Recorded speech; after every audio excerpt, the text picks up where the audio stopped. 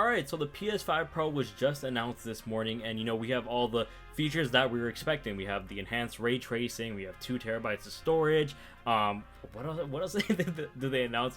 Just graphical upgrades and up to, I think it was 120 FPS.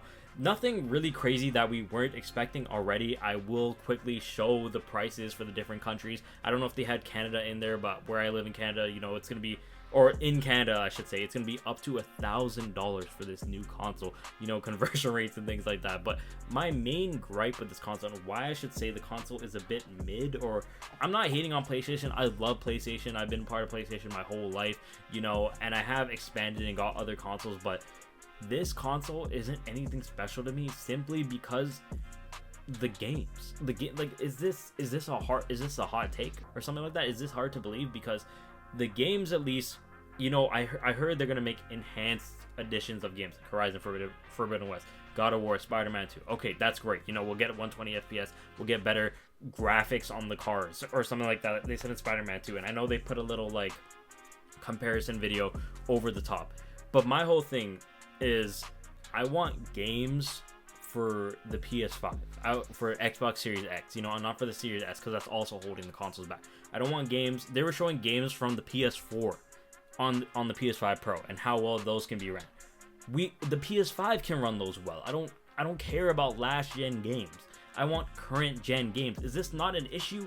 This is an issue. This was one of the most mid showcases I've seen in my life. If you're at least bringing the PS5 Pro, right? You're bringing the PS5 Pro in the showcase. Bring the big guns. Because you gotta announce something to go along with this. Bundle it with Astro Bot, or announce Ghost of Tsushima 2, or announce something new that is next gen only, that is PS5 only. I don't think I'm saying that's a hot take with that. I really don't believe that's a hot take generally. For let me know down in the comments if you think this is a hot take. But I feel like you're showing us PS4 games, number 1. You're still making games for PS4, number 2, and the last gen consoles, and it's holding us back. It is holding this generation of consoles back. At a point in the last gen cycle, you stopped making games for PS3 and Xbox 360, and you moved on to the next generation.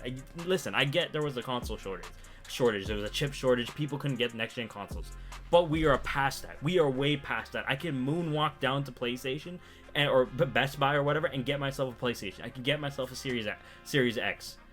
So I need to know what exactly is the issue here. What is the problem with? Maybe it's just a money thing, and you want to get all the markets, but you're holding back the games. One of the main critiques of the next gen generation, or I should be saying current gen, but I'm just saying next gen just to make it easier, is that there's no games. And listen, I understand game development now takes years, because of the graphics, because of the physics in the games, because of the engines being so complex, and you need to really work on these games so you don't have a cyberpunk type launch. All right, I get that. I get all of that. Okay, but what I don't get is people are saying, number 1, things like the Xbox Series S. I think one of the Suicide Squad devs said it was so hard to optimize the game for that, and it is literally holding back this generation. For games like Black Myth Wukong, Xbox Series S, I know it's one of the main issues holding that game back from coming on Xbox, but in general too. Look at Jedi Survivor. It's about to drop in 2 days because they had to make a separate thing for the last gen consoles.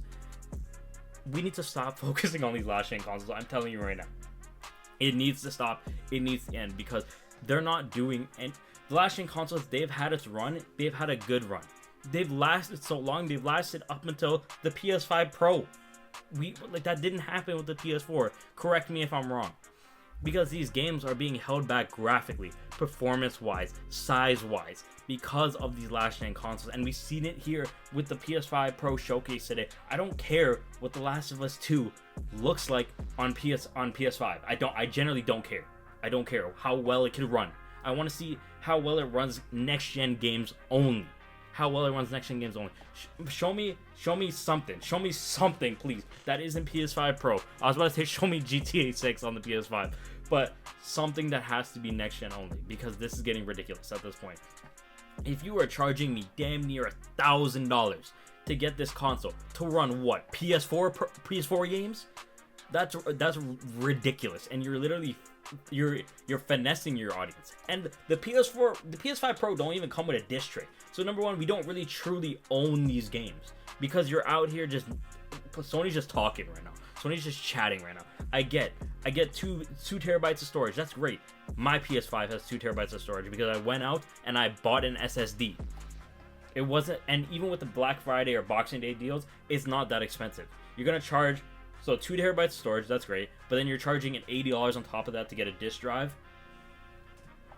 and we got no backwards compatibility, just slightly better graphics. Frame. Okay, that's great. That's great.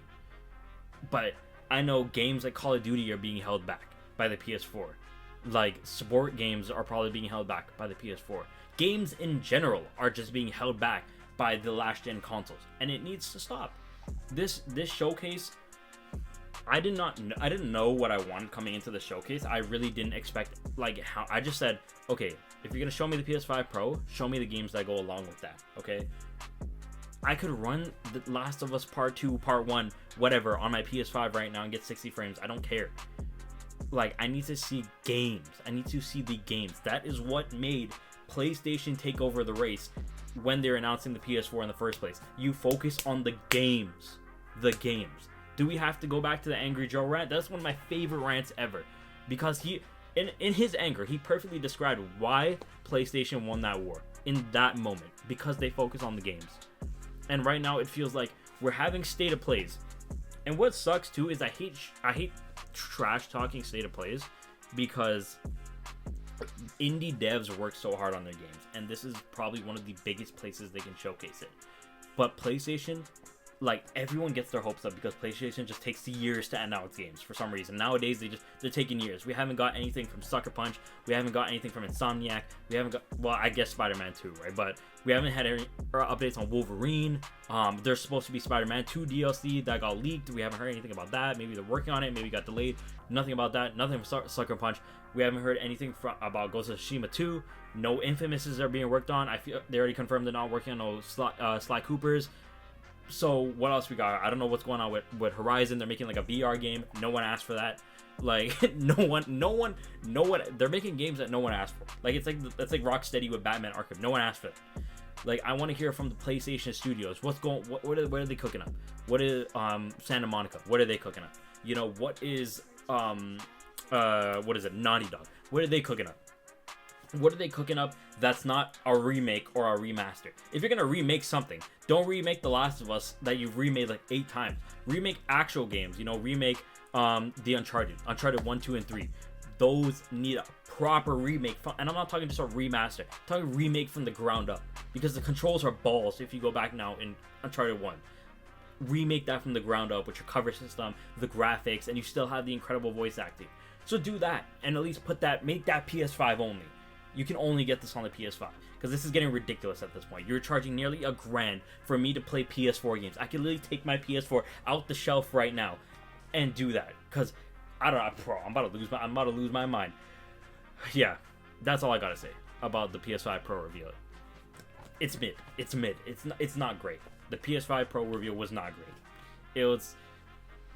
Yeah, I don't know what else to say. These guys are showing me The Last of Us Part 2, things that I've already seen, and the internet's justify reaction to this. And if you break it down and say, okay, what other things are going to give you 4K 120 FPS for nearly $700 in the States, but I'm paying $1,000 over here in Canada? What is that?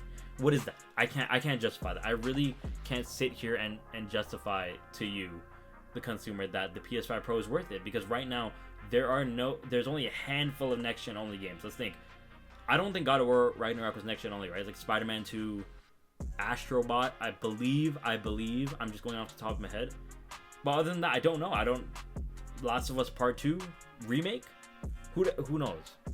Anyways, that's all I gotta say about this. This is interesting. We gotta see how Sony, if they even respond to the backlash. Trust me, I know that as soon as pre-orders go up, this thing's gonna be sold out. I'm not expecting them to lose money or anything. I'm just saying that it doesn't make sense. It doesn't make sense to make a Pro version for the PS5 when you barely have PS5 exclusive, like exclusive to the PS5, not just the PlayStation brand. I don't know. Let me know what you guys think down below in the comments. Subscribe for more. I'll be out soon with the Wukong review because I'm just taking my time with it and I really want to experience the game. But thank you guys so much for watching. See you on the next video.